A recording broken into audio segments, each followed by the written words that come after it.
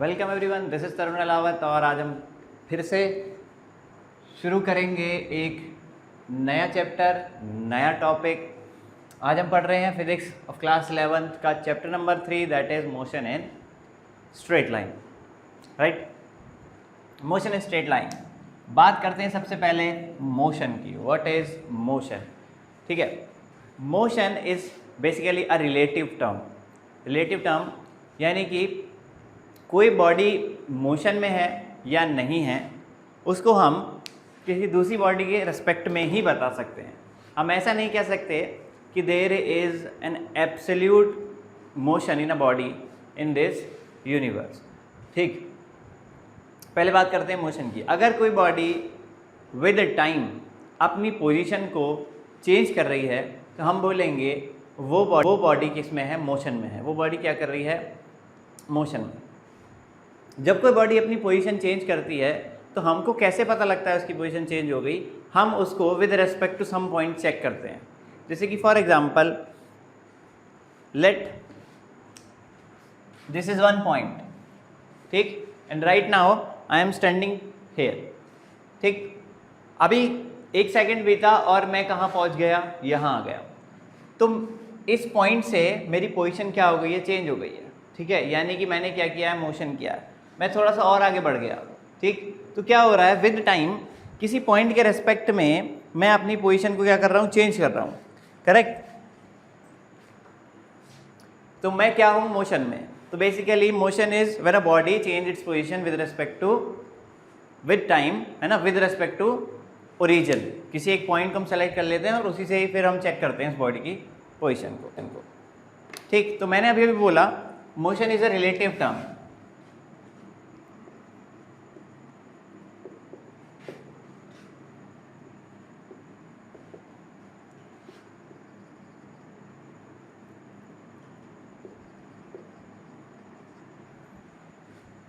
ठीक है, मोशन क्या होती है? रिलेटिव टर्म है। ठीक, यानी कि कोई बॉडी मोशन में है या रेस्ट पे है, आप परफेक्टली नहीं बता सकते हो। क्यों नहीं बता सकते हो? फॉर एग्जांपल आप ग्राउंड पे खड़े हो, ठीक, तो हम क्या बोलेंगे? आप रेस्ट पे हो, या आप खुद ही बोलोगे कि मैं रेस्ट पे हूँ। और आप किसी फील्ड में दौड़ रहे हो तो आप खुद ही बोलोगे कि आप मोशन में हो। करेक्ट? ओके। जब आप ग्राउंड पे खड़े हो और आप बोल रहे हो कि आप रेस्ट पे हो, एक एस्ट्रोनॉट है जो ऊपर स्पेसशिप में है, ठीक है, जो स्पेस से आपको देख रहा है। ठीक है, किसी सैटेलाइट के थ्रू, किसी कैमरा के थ्रू वो आपको देख रहा है। तो क्या आप उसको रेस्ट पे दिखाई दोगे? आंसर है नहीं, because Earth is rotating and you are standing over the ground. तो आप भी क्या कर रहे हो? रोटेट कर रहे हो। तो जब स्पेस से वो आपको देखेगा तो आप उसको मोशन में दिखाई दोगे। राइट? तो अब आप रेस्ट पे हो या आप मोशन में हो, हम कैसे डिफाइन करें? ठीक है, तो motion is a relative term. Motion and rest also, दो स्टेट हम पढ़ते हैं, rest and motion, both are relative terms. हो भी सकता है कि मैं एक बॉडी के रेस्पेक्ट में रेस्ट पे हूँ तो मैं दूसरी बॉडी के रेस्पेक्ट में मोशन में हूँ। यानी एक एस्ट्रोनॉट के लिए मैं मोशन में हूँ, लेकिन विद रेस्पेक्ट टू ग्राउंड मैं रेस्ट पे हूँ। अगर मैं ग्राउंड पे खड़ा हूँ अर्थ में, ठीक है, अर्थ पे, तो मैं ग्राउंड के रेस्पेक्ट में तो रेस्ट पे हूँ, लेकिन एक एस्ट्रोनॉट जो कि स्पेस में है उसके रेस्पेक्ट में मोशन में हूँ। ठीक है, तो rest and motion is relative. ठीक है, आर रिलेटिव टर्म्स। ठीक है, किसी के रेस्पेक्ट में हमको इनको डिफाइन करना पड़ता है। एब्सोल्यूट रेस्ट है कोई चीज़, कोई बॉडी एब्सोल्यूट रेस्ट में है या एब्सोल्यूट मोशन में है, it is not possible to say. Correct? आगे बढ़ते हैं।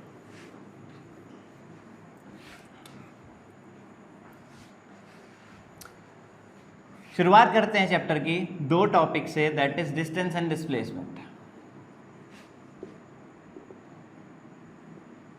ये चीज़ें बहुत इजी हैं और क्लास 9-10 में आप पढ़ भी चुके हैं, तो बहुत जल्दी से इनको फिनिश कर लेते हैं। What is distance? Distance is actual path travelled by a body. What is displacement? Displacement is the shortest distance between initial and final position. Let's suppose this is a point A and this is a point B, and a body move from A to B and in this way. ठीक, तो ये जो actual path body ने travel किया, this is distance. At the same time A और B के बीच की जो एक्चुअल दूरी है वो ये स्ट्रेट लाइन डिस्टेंस है, दिस इज कॉल्ड डिस्प्लेसमेंट।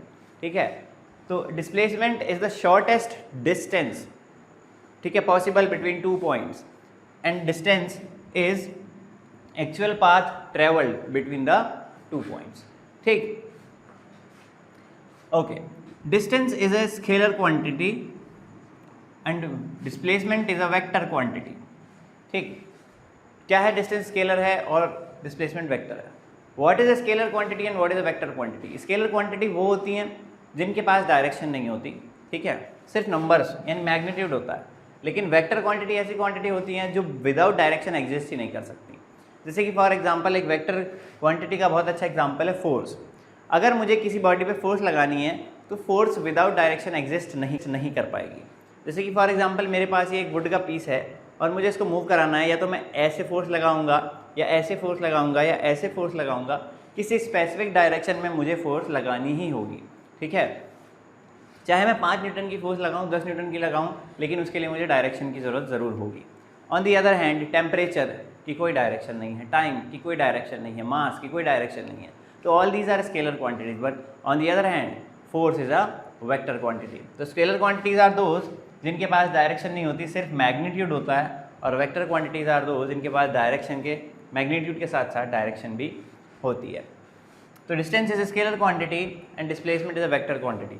कैसे, देखो फॉर एग्जांपल मुझे यहाँ से इस पॉइंट से कोई 4 किलोमीटर दूर कोई पॉइंट है, ठीक है, वो वहाँ तक पहुँचना है। ठीक, और ठीक, फॉर एग्जांपल ए और बी के बीच में 4 किलोमीटर की दूरी है, राइट, 4 किलोमीटर, और जो पाथ है ए से बी तक जाने का, जो रोड बनी हुई है वो कुछ इस तरीके से बनी हुई है, राइट। तो मैं इस रोड को चलता हूँ, ट्रैवल करता हूँ और बी पे पहुँच जाता हूँ। 4 किलोमीटर की दूरी है इनमें, लेकिन मुझको चलना पड़ा 8 किलोमीटर। ठीक है, तो मैंने कितना पाथ ट्रैवल किया, 8 किलोमीटर। अब जब मैं इस पाथ को ट्रैवल करूँगा, मेरी जो डायरेक्शन है वो लगातार चेंज होगी। कभी मैं ऐसे मूव करूँगा, कभी ऐसे मूव करूँगा, कभी ऐसे मूव करूँगा, कभी ऐसे मूव करूँगा, कभी ऐसे। तो मेरे मोशन की करने की कोई स्पेसिफिक डायरेक्शन नहीं है, मैं किसी भी डायरेक्शन में आर्बिट्री रैंडम तरीके से चल रहा हूँ, मेरी कोई स्पेसिफिक डायरेक्शन नहीं है। इसलिए हम डिस्टेंस की कोई स्पेसिफिक डायरेक्शन नहीं बता सकते, इसलिए distance is not a vector quantity. On the other hand displacement, जब मैं आपसे बोल रहा हूँ कि point B is 4 kilometre away, ठीक, मैं बोल रहा हूँ, मैं अभी पॉइंट ए पे खड़ा हूँ और मैं बोल रहा हूँ पॉइंट बी वहाँ है 4 किलोमीटर, ठीक है, तो क्या मैंने ये पाथ बताया? नहीं, मैंने स्ट्रेट लाइन दूरी बताई। ठीक है, और जब आप किसी पॉइंट की पोजीशन बता रहे हो जहाँ से आप खड़े हो उसके रेस्पेक्ट में, तो आप साथ में ये भी बता रहे हो कि आपको किधर चलना है। ठीक है, अभी एक पॉइंट है सी सामने है, ठीक, 3 किलोमीटर सामने, ठीक, एक पॉइंट है डी 10 किलोमीटर इधर, करेक्ट। तो मैं क्या कर रहा हूँ, जब मैं किसी पॉइंट की पोजीशन आपको बता रहा हूँ तो मैं स्ट्रेट लाइन दूरी के साथ साथ ये भी बता रहा हूँ कि वो कहाँ है, उसकी पोजीशन को मैं straight line distance and direction दोनों से डिफाइन करता हूँ, तब जाके मुझे कंप्लीट पोजीशन पता लगती है। तो किसी बॉडी की कंप्लीट पोजीशन बताने के लिए with respect to one point, है ना, किसी एक पॉइंट से के रेस्पेक्ट में उसकी एग्जैक्ट पोजीशन बताने के लिए हमको टर्म यूज़ करनी पड़ती है डिस्प्लेसमेंट, और क्योंकि आपको पोजीशन बताने में डायरेक्शन भी बतानी पड़ रही है, तो displacement is a vector quantity, correct. Okay, अच्छा, तो distance is always positive but displacement can be positive and can be negative. क्यों? ठीक, जब आप पाथ ट्रेवल करते हो 2 मीटर, 3 मीटर, 4 मीटर हम ट्रेवल कर लेते हैं, लेकिन डिस्प्लेसमेंट को मैं 10 किलोमीटर और माइनस 10 किलोमीटर इस तरीके से बोल सकता हूँ। क्यों बोल सकता हूँ? Let's suppose we have already studied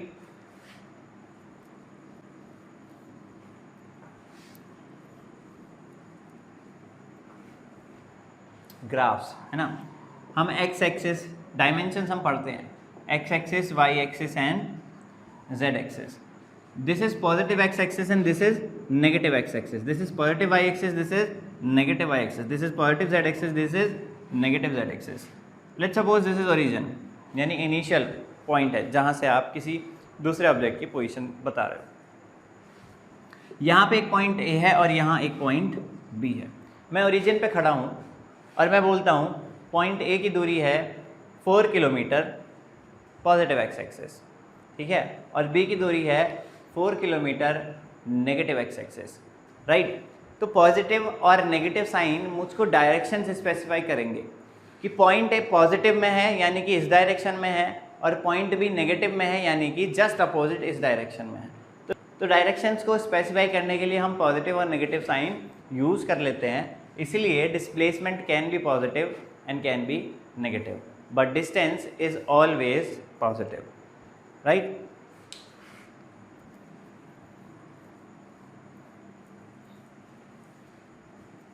These were few basic differences between displacement and distance. Okay.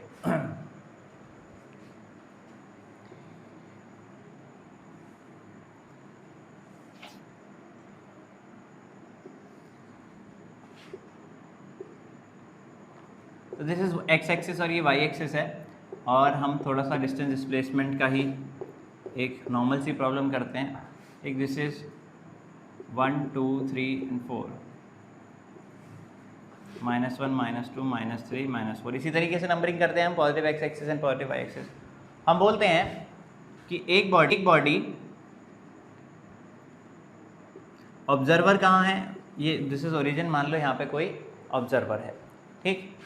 एक बॉडी 2 मीटर पे थी, 2 मीटर से 4 मीटर पहुँची, ठीक, और 4 मीटर से वापस आ गई -3 मीटर पे, यानी 2 मीटर पे थी, 2 से कहाँ पहुँची, 4 मीटर पे पहुँची, और 4 से वापस आई -4 मीटर पे, ठीक. आपको क्या बताना है, डिस्टेंस और डिस्प्लेसमेंट, ठीक.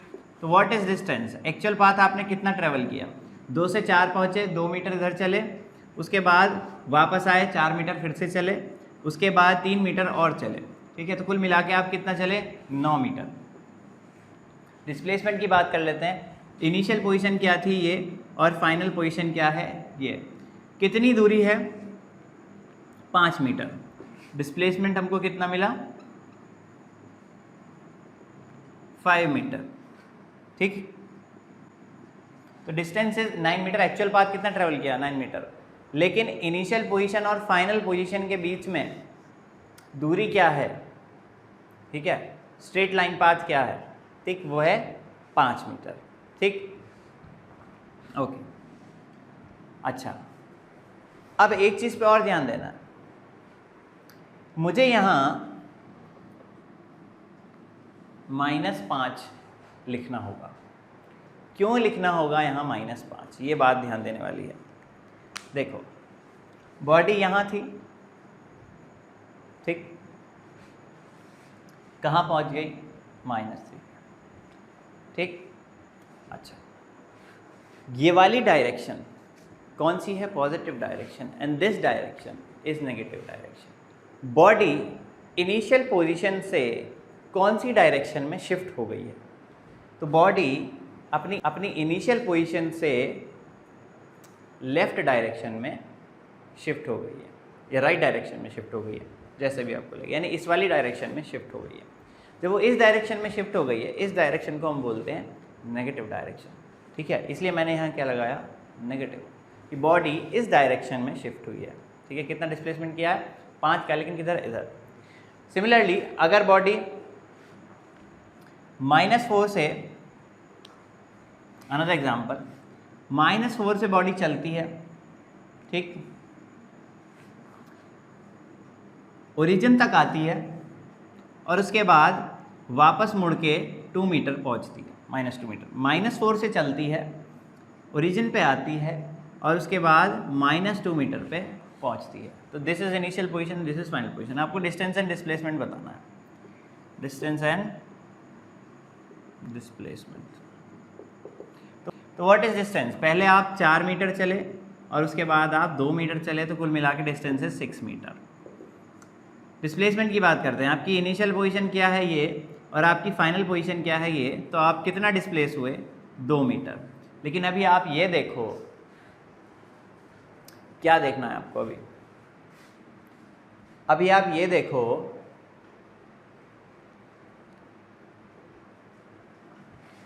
कि बॉडी कौन सी डायरेक्शन में शिफ्ट हुई है। बॉडी इस डायरेक्शन में शिफ्ट हुई है, ठीक है, दिस डायरेक्शन, ठीक। अगर बॉडी इस डायरेक्शन में शिफ्ट हुई है तो दिस डायरेक्शन इज पॉजिटिव, तो डिस्प्लेसमेंट इज पॉजिटिव। तो यहाँ पे हम क्या लिखेंगे, +2 मीटर।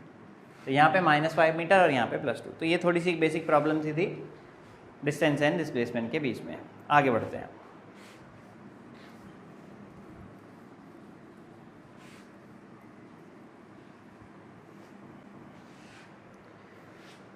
आगे हम बात करेंगे speed and velocity.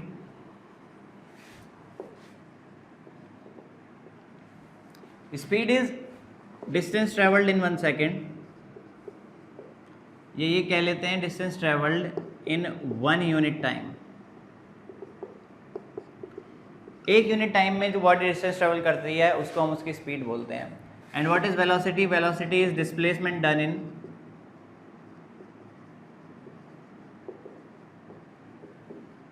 1 unit time, right. 1 unit कुछ भी हो सकता है, 1 सेकेंड हो सकता है, 1 घंटा हो सकता है, 1 मिनट हो सकता है, ठीक। तो distance travelled in 1 unit time. अगर सेकंड की बात करें, अगर मान लो 1 सेकंड में मैं 20 मीटर चलता हूँ तो मेरी स्पीड हो गई 20 मीटर पर सेकंड, ठीक है। 1 सेकंड में मैं 10 यूनिट का डिस्प्लेसमेंट कर लेता हूँ, 10 मीटर का डिस्प्लेसमेंट बॉडी कर लेती है, ठीक है। तो हम बोलेंगे वेलोसिटी इज 10 मीटर पर सेकेंड, ठीक है। तो speed is distance travelled in 1 unit time and velocity is displacement done in 1 unit time.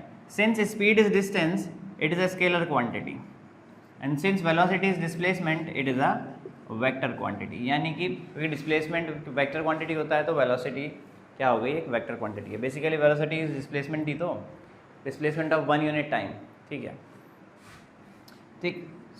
क्योंकि डिस्टेंस पॉजिटिव हो सकता है तो स्पीड इज ऑलवेज पॉजिटिव, और क्योंकि वेलोसिटी पॉजिटिव नेगेटिव दोनों हो सकती है, तो सॉरी डिस्प्लेसमेंट पॉजिटिव और नेगेटिव दोनों सकता है, तो velocity is positive and negative दोनों पॉसिबल हैं। Where positive tells you one direction and negative tells you the just opposite direction, ठीक है, ओके। तो ये बात हुई स्पीड एंड वेलोसिटी की, ठीक। स्पीड का फॉर्मूला हम जानते हैं, speed is equals to, calculate करने का तरीका क्या है, distance upon time. And velocity calculate करने का तरीका क्या है, डिस्प्लेसमेंट अपॉन टाइम, ओके। चलिए आगे बढ़ते हैं।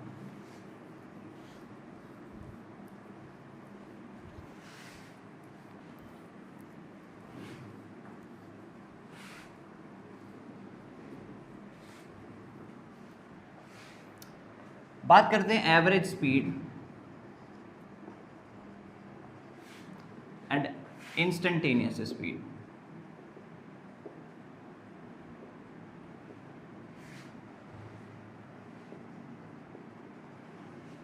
What is average speed and what is instantaneous speed. Speed का मामला होता है डिस्टेंस अपॉन टाइम, ठीक।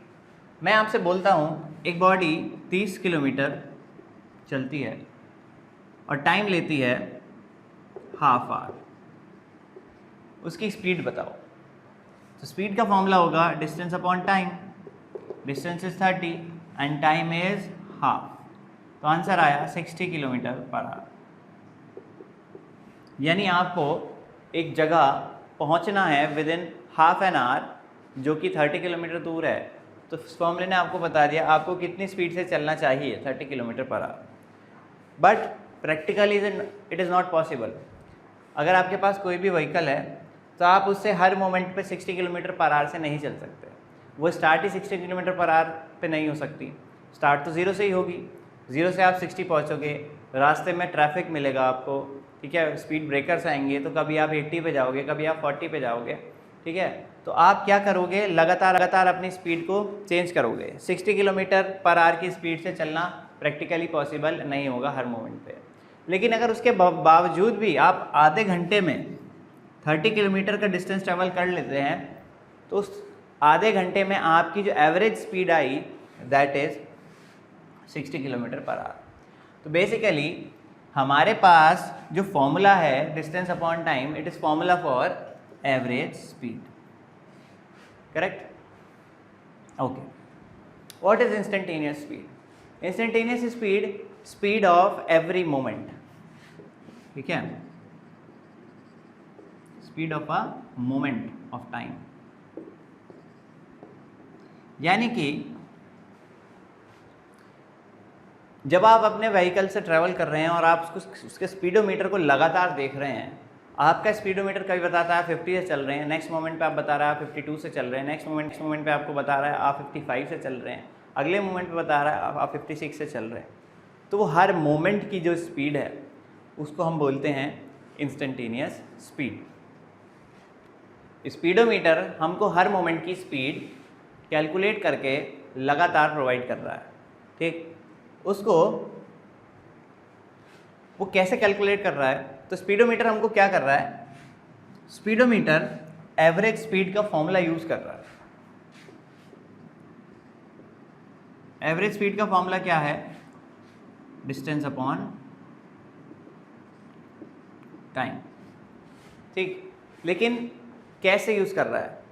स्पीडोमीटर छोटे से टाइम में, very small fraction of time, ठीक है, बहुत छोटा सा टाइम, मान लीजिए 0.01 सेकेंड, इतने छोटे से फ्रैक्शन टाइम में ये चेक करता है कि आपका व्हीकल कितना डिस्टेंस ट्रैवल किया, ठीक?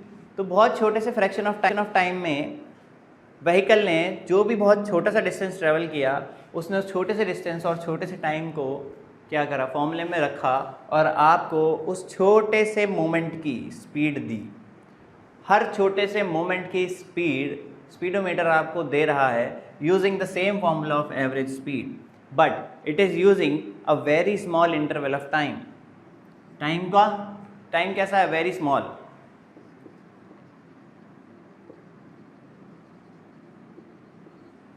तो जब स्पीड के फॉर्मूले में time is very small, then we call it instantaneous speed. यानी इंस्टेंटेनियस स्पीड का फॉर्मूला हमारे पास आएगा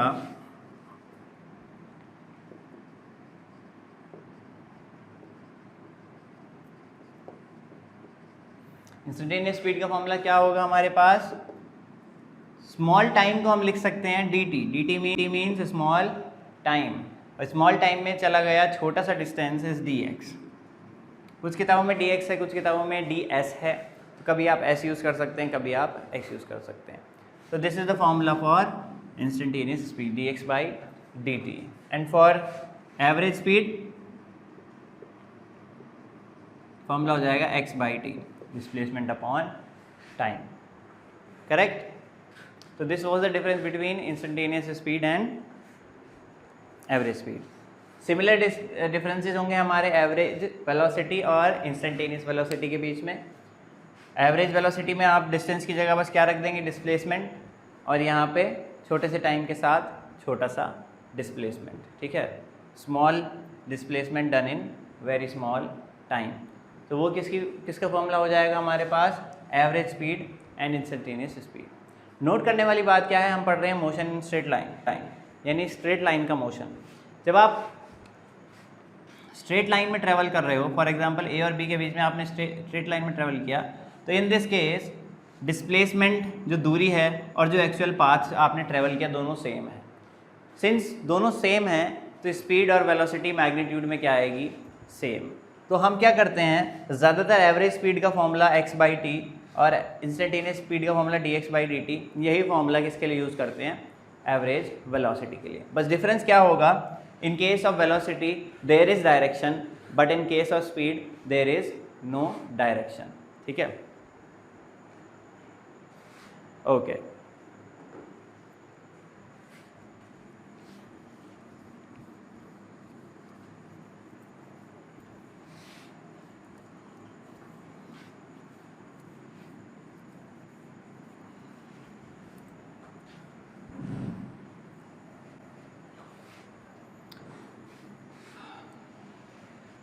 इसके बाद हम बात करते हैं एक टर्म की which is called acceleration. You have already studied what acceleration is in class 9. ठीक है. What acceleration is? Acceleration is rate of change of velocity. Rate of change of velocity. ठीक है. Rate of change of velocity is acceleration. ठीक. मैं acceleration को rate of change of speed क्यों नहीं बोल रहा हूँ? मैं rate of change of speed भी तो बोल सकता हूँ. ठीक है. तो हाँ, मैं rate of change of speed भी इसको बोल सकता था, लेकिन मैं वेलोसिटी ही इसलिए बोल रहा हूँ क्योंकि acceleration is change in velocity. यानी कि फॉर एग्जांपल, ठीक है, जब आप अपनी बाइक, अपनी कार चलाते हैं तो उसकी स्पीड एक्सेलरेटर क्या करता है? इंक्रीज़ करता है. ठीक. तो स्पीड इंक्रीज़ होती है, उसको हम बोलते हैं acceleration. Eight the same time जब हम ब्रेक्स लगाते हैं तो स्पीड क्या होती है? डिक्रीज़ होती है. तो उस फिनोमिना को हम बोलते हैं रिटार्डेशन या डी एक्सेलरेशन. ठीक है. तो acceleration is increment in speed. ठीक. Increment in speed. लेकिन मैं इसको पढ़ वेलोसिटी से रहा हूँ, उसके पीछे कारण ये है कि acceleration is produced by a force, and force is a vector quantity. Force has a specific direction. Since force has a specific direction, then acceleration should also have a direction. और क्योंकि एक्सेलरेशन की direction होगी, ठीक है, acceleration की क्या होगी? Direction होगी. तो हमको कौन सी टर्म यूज़ करनी चाहिए एक्सेलरेशन के फॉर्मूले में? स्पीड के वेलोसिटी. तो डायरेक्शन वाली टर्म तो हमारे पास वेलोसिटी है, इसलिए हम एक्सेलरेशन के फॉर्मूले में क्या यूज़ करते हैं? वेलोसिटी. ठीक है. ओके. तो acceleration is rate of change of velocity. या रेट का मतलब होता है कोई भी चीज़ 1 यूनिट टाइम में अगर हो रही है तो उसको हम बोलते हैं रेट. ठीक है. ठीक. Acceleration is rate of change of velocity. Rate is what? जैसे कि for example, rate is something which happens in 1 unit variable, है ना. जैसे कि फॉर एग्जांपल हम बात करते हैं, जब हम मैचेस देखते हैं तो हमारा रन रेट आता है. For example run rate is 5.5, यानी कि हर ओवर में कितने रन बने हैं? 5. यानी आप एक ओवर के थ्रू रन रेट बता रहे हो कि पर ओवर, है ना, कि एक ओवर में लगभग कितने रन बन रहे हैं. एवरेज हम बताते हैं ऑफ हमारे व्हीकल्स जो हैं, कार है, हमारी बाइक है, उसका एवरेज बताते हैं कि हमारी कार का एवरेज है जी 20. ठीक है. यानी कि 20 किलोमीटर पर लीटर, यानी कि 1 लीटर में हमारी कार कितना चल जाती है? 20. तो that is rate. All these things are rate. Run rate, average is a rate. ठीक है. तो रेट इज़ एक यूनिट वेरिएबल में जब हम किसी दूसरे वेरिएबल का चेंज पढ़ते हैं, है ना, किसी 1 यूनिट वेरिएबल में, ठीक, उसको हम बोलते हैं रेट. तो rate of change of velocity is change in velocity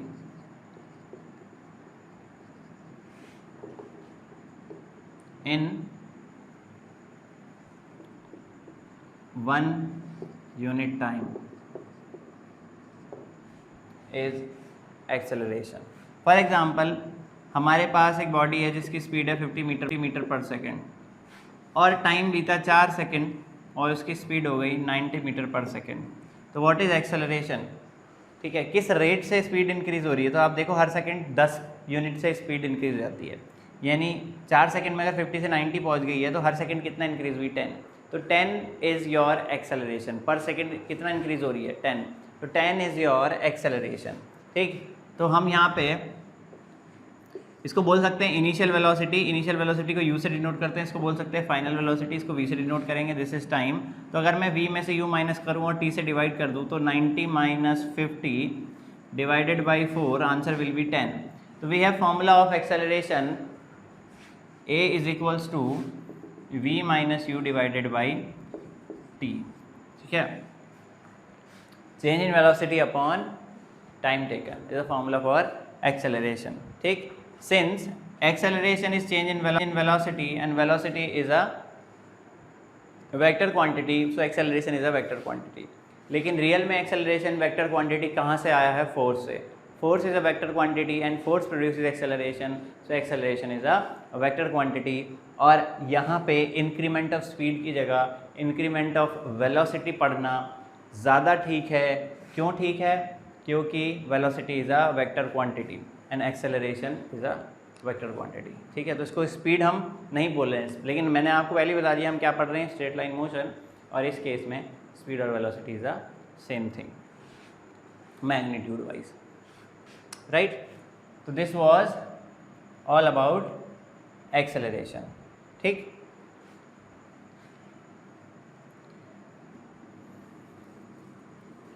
तो जो जो बातें हमने आज पढ़ी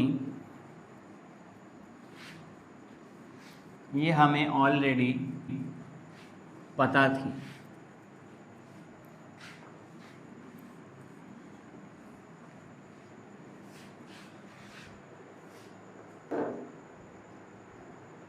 राइट, जो बातें हमने आज पढ़ी हैं ऑलरेडी हमको पता थी.